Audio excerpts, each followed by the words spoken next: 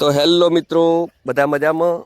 તો મારા મિત્રોની કોમેન્ટ હતી કે અમારે આખો વિડીયો જોવો છે, અમારે પણ મકાનનું કામ કરાવવું છે, તો આ રીતનું અમે કરાવી શકીએ.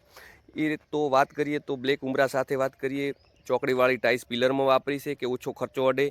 અને મિત્રો ફોટો ફ્રેમ 2 દરવાજાની અને 2 બારીયાની.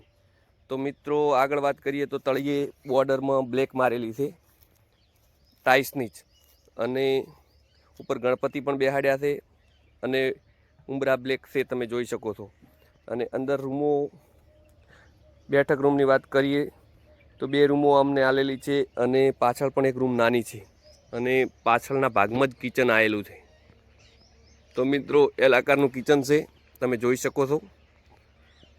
કિચનમાં 7 ફૂટ ટાઇલ્સો છે, દિવાલે 12-18ની, અને એલિવેશનમાં પણ 12-18ની ટાઇલ્સો છે મિત્રો.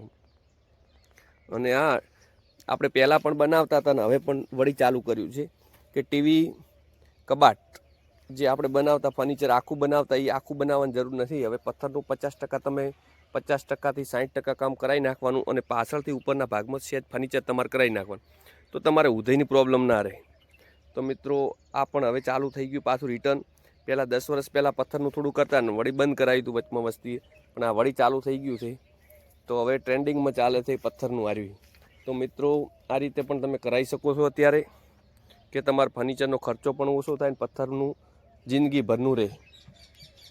અને આ આગળનો સીન છે મિત્રો, તો તમે જોઈ શકો આગળથી મકાન કેવું લાગે છે.